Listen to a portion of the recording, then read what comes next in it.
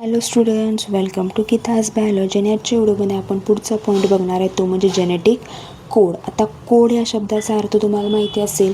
Code word, कोडमध्ये सांगणं, code भाषेत सांगणं म्हणजे काय, जो सांगतोय आणि जो ऐकतोय फक्त त्या दोघांनाच कळतं की काय सांगायचं.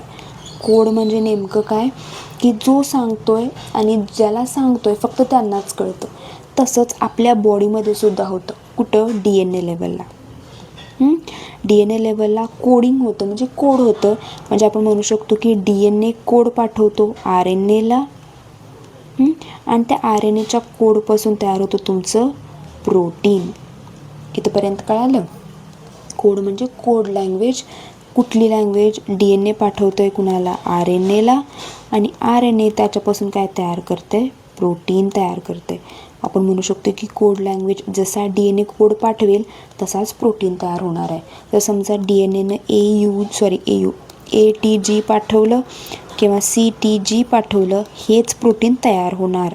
ह्या एच्या जागी समजा मी एच्या जागी चुकून T पाठवलं तर TAG पुढे जाणार.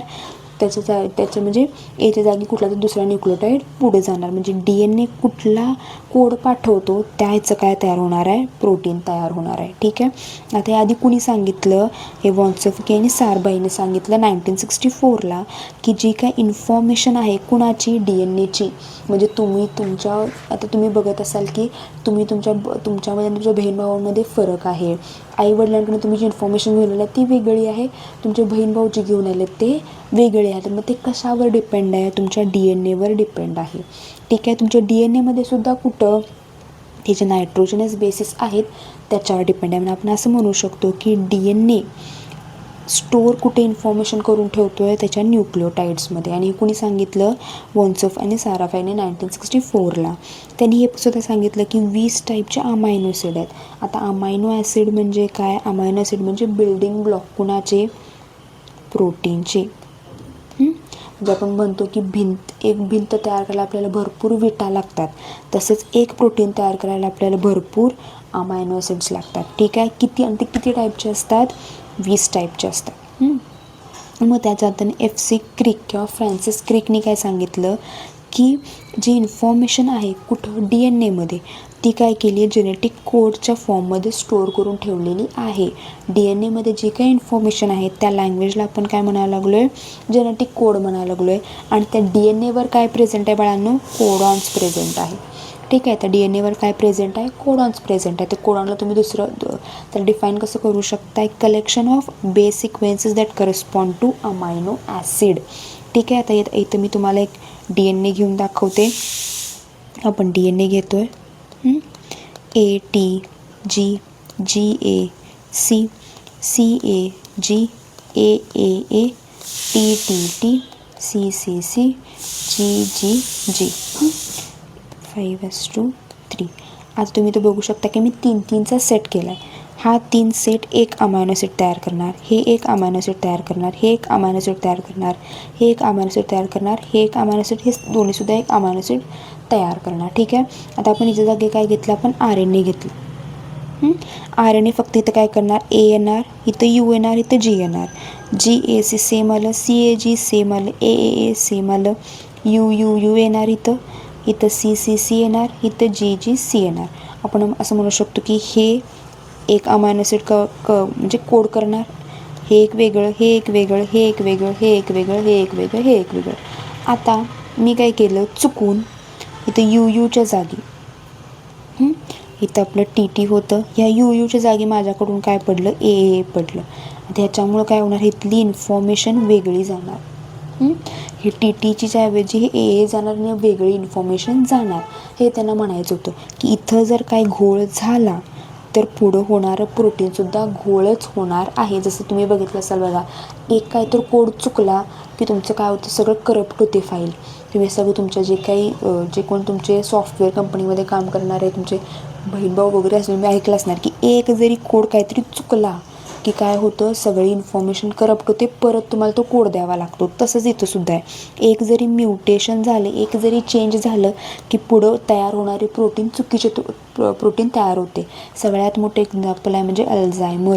अल्झायमर डिझीज तुम्ही ऐकला असणार आहे. हा कशामुळे होतो? प्रोटीन चेंज झाल्यामुळं होतो. सिकल सेल अनिमिया हे सुद्धा काय होतं? यातले सिक्वेन्स चेंज झाल्यामुळं होतं. मग त्यांनी काय सांगितलं की ट्रिपलेट कोडॉन असायला पाहिजे, म्हणजे 3चा सेट पाहिजे. कधी पण तुम्हाला 3चा सेटच मिळेल. आणि किती आहेत हे? 64 अमायनो ॲसिड्स.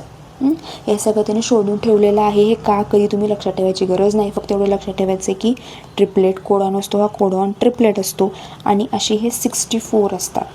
त्यातले 61 आपण म्हणू शकतो की कामाचे आहेत, 3 आहेत ते बिनकामाचे आहेत. इथपर्यंत कळालं? त्यांनी ते सांगितलं की 20 डिफरंट अमायनो ॲसिड्स आपल्याला किती लागतात? 64 कोडॉन्स लागतात. DNA will constitute of triplet codon. आता त्यांनी ते सांगितलं की चुकून जरी आपल्या तिथं काहीतरी प्रॉब्लेम झाला, आता समजा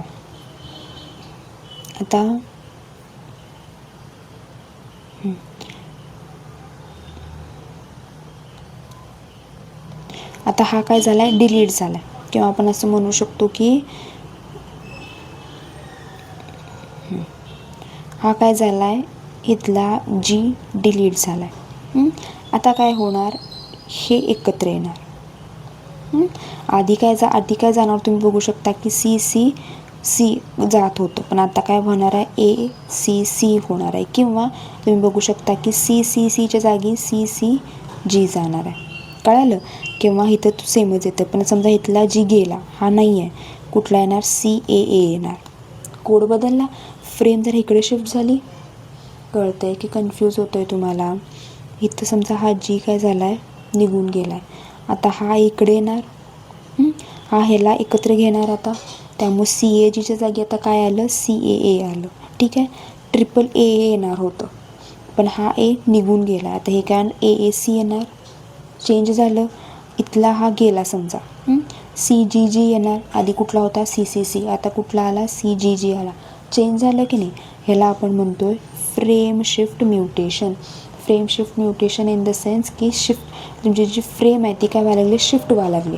ही जी फ्रेम आहे, ही एक फ्रेम, ही एक फ्रेम, ही एक फ्रेम, ही एक फ्रेम, ही एक फ्रेम शिफ्ट होती. एक तर इकडे शिफ्ट होईल किंवा इकडे शिफ्ट होईल.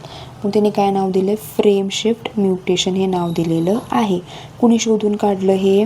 एन नेर्बिंग आणि मॅथ्यू. त्यांनी काय केलं? एक आर्टिफिशियल mRNA तयार केला. त्याच्यावर त्याने काय केलं? शोधून काढलं. त्याच्यानंतर आपले हे इंडियनच आहेत. कोण? हरगोबिंद खुराना. ह्याने काय केलं? पूर्ण एक mRNA सिंथसाइज केला. कुठला? CUC याचा 3 न्यूक्लिओटाईडचा. आणि त्यावरून त्याने बघितलं की फक्त 2च अमायनो ॲसिड्स त्यांना मिळत होते. ह्याच्यावरून त्याने काय सांगितलं की हे ट्रिपल कोडॉन एकत्र येणार आहेत. हा एक कोडॉन, हा एक कोडॉन, हा एक कोडॉन आणि हा एक कोडॉन. हे सगळे काय करतात? एक एक अमायनो ॲसिड्स तयार करणार. ठीक आहे. तुम्ही तर बघू शकता. आता हे सगळ्यात हे युनिव्हर्सल आहेत. त्यांचे आपण थोडेसे काय बघूयात? कॅरेक्टरिस्टिक्स बघूयात आधी, आणि मग तुम्हाला कळेल. कॅरेक्टरिस्टिक्स ऑफ जेनेटिक कोडॉन काय काय येणार? पहिलं म्हणजे ट्रिपलेट आहेत. तुम्ही बघू शकता की 3 कॉन्झिक्युटिव्ह बेसिस आपण पकडायचे आहेत.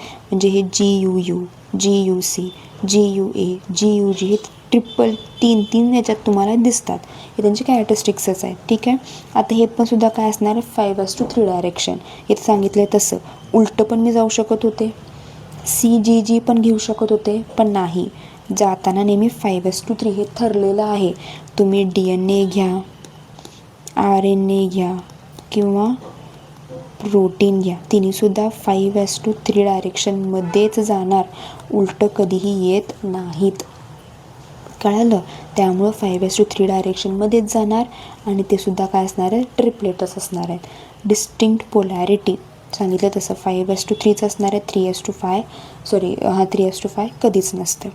Non overlapping. नॉन ओव्हरलॅपिंग म्हणजे काय? एकमेक ओव्हरलॅप होणार नाहीत. फॉर एक्झाम्पल, आता हा ATG इथंपर्यंत आला आहे, इथं हे संपलं, इथून GAC येणार. ठीक आहे. GGA ओव्हरलॅप होणार नाही, एकमेकांवर ओव्हरलॅप होणार नाहीत. इथं ATG आलं, इथं GAC आलं, इथं CAG आलं. ठीक आहे. हा इथं संपला, हा इथं संपला, हा इथं संपला. ह्याचा ह्याच्यावर काही संबंध नाही, ह्याचा ह्याच्यावर काही संबंध नाही.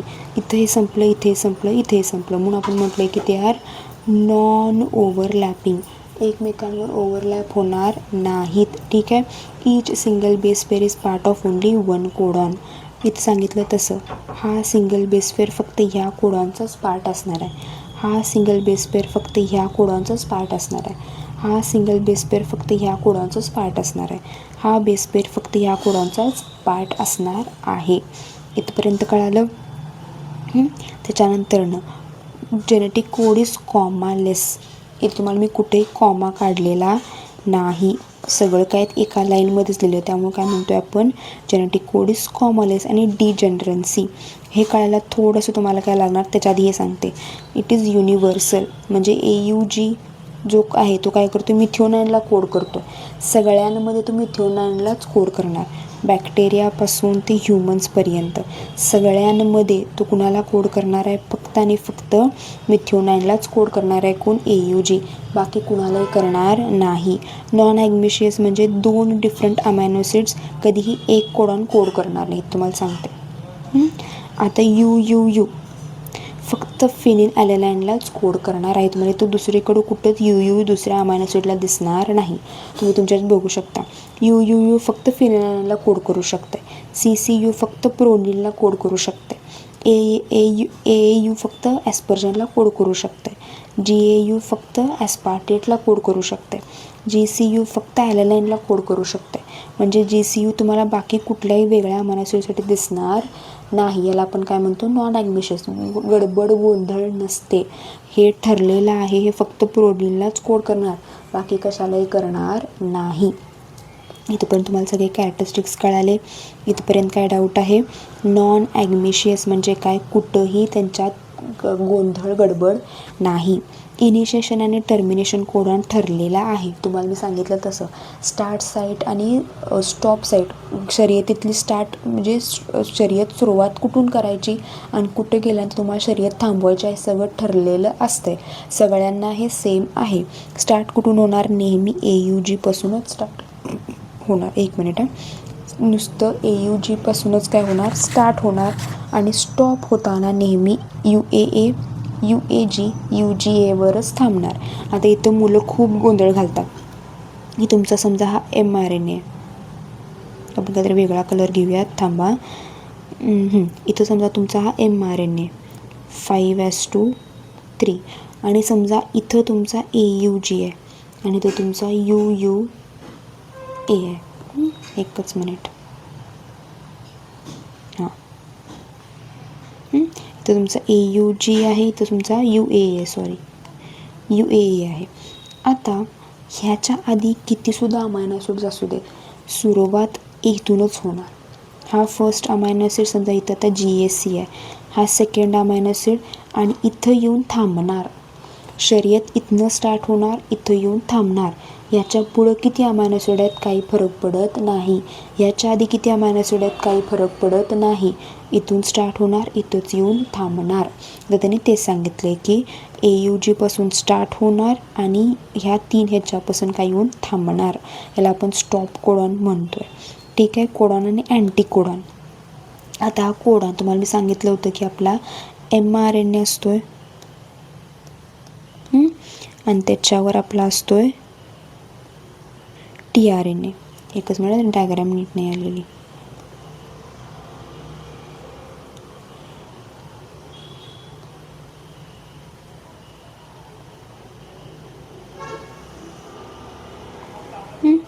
हा तुमचा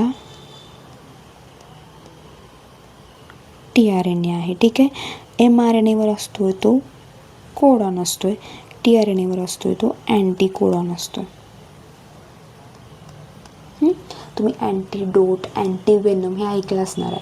तसं तुम्ही हे सुद्धा लॉग अँटीलॉग ऐकलं असणार आहे फिजिक्समध्ये. तसंच कोडॉनसाठी कोण प्रेझेंट आहे, अँटी कोडॉन. कोडॉन कुठं आहे, mRNAवर प्रेझेंट आहे. अँटी कोडॉन कुठं आहे, tRNAवर प्रेझेंट आहे. ठीक आहे, आता आपला एकच पॉईंट आहे तो घेऊयात आपण, म्युटेशनला पुढे जाऊयात. ठीक आहे, आता आपला कुठला पॉईंट राहिला होता, हा वाला राहिला होता, डिजेनरन्सी. डिजेनरन्सी तर मुलं खूप कन्फ्यूज आहे. तुम्ही बघू शकता की कुठला आपण एक्झाम्पल घेऊयात,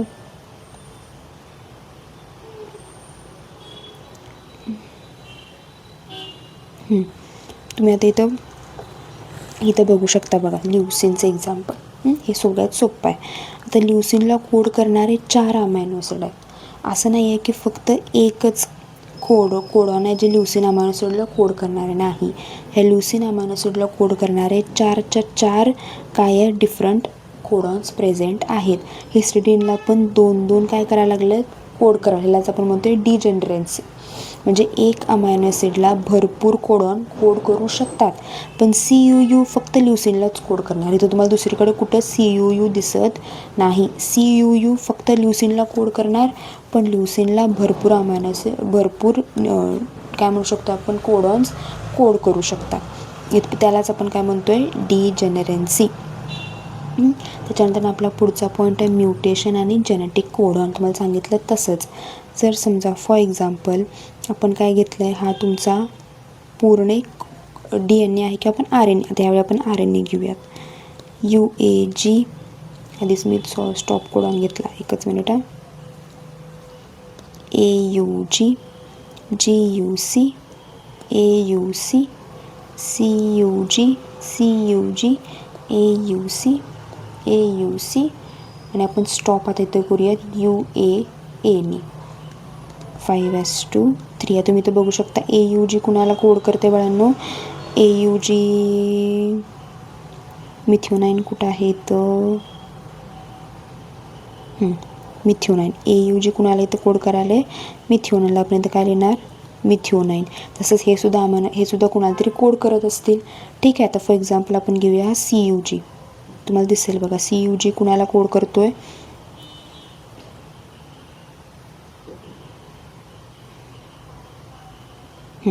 CUG कोड करतोय ल्युसीनला. त्याच्या जागी आता आपल्याला माहिती आहे की CUG जिथं आहे तिथं कोण लागणार आहे, ल्युसीन लागणार आहे. पण माझ्याकडून ती चूक झाली. काय चूक झाली आहे, CUGच्या जागी माझ्याकडून पडले CGU. CUG पडायचं होतं ते काय पडले GU. आता इथं बघा CGU कुणाला कोड करते, CGU कोड करते अर्जिनाईनला. त्यामुळं ल्युसीनच्या जागी आता इथं कोण येणार, अर्जिनाईन येणार. काम कुणाचं होतं, ल्युसीनचं. प्रोटीन तयार कोण करणार होतं, ल्युसीन. पण आता आलंय कोण, अर्जिनाईन. ह्यालाच आपण काय म्हणतोय बाळांनो, ह्यालाच आपण म्हणतोय mutation. Sudden change in the DNA sequence. DNA सिक्वेन्समध्ये चेंज आली, UGच्या जागी GU आलं. किंवा आपण इथं RNA पण म्हणू शकतो. UGच्या जागी GU आलं, त्याच्यामुळे जे अमायनो ॲसिड होतं ते काय झालं, चेंज झालं. फक्त एकाची अदलाबदली झाली आहे. त्यामुळं काय झालं, in change of genotype expressed in the term of phenotype. ठीक आहे. Mutation is raw material of evolution. आता हे चेंजेस झाल्यामुळेच काय झालं आहे, आपल्यात उत्क्रांती झालेली आहे, इव्हॉल्युशन झालेलं आहे. आता सगळ्यात मोठं उदाहरण तुम्हाला सांगितलं तसं सिकल सेल ॲनिमिया. ह्याच्यात काय होऊ शकतं, डिलिशन होऊ शकतं. फॉर एक्झाम्पल असं आपण म्हणूयात की हा एकच मिनिट थांबा, AUC C काय झाला आहे, कट झाला आहे. आता हे काय करणार, ह्याला 3-3ची सवय आहे. हा C कट झाला आहे, आता हे AUA येतं आहे बघा. आधी कुठलं येणार होतं, AUC. आता कुठलं आलं आहे, AUA.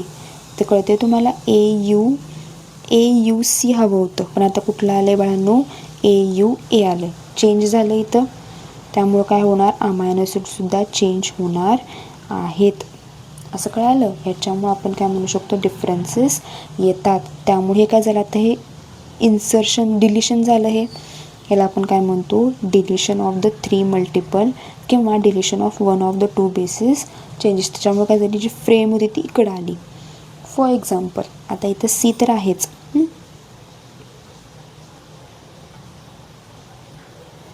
तर AUC आहेच नेहमीसारखं. त्याच्यात ॲड कोण झालं आहे, A. आता इकडे बघा, हे AUC तर गेलं, पण आता हे AAU आलं.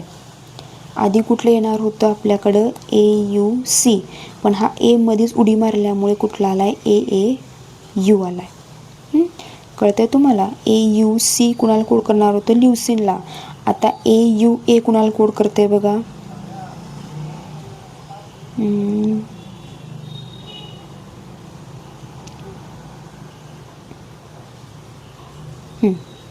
ॲस्परजाईनला.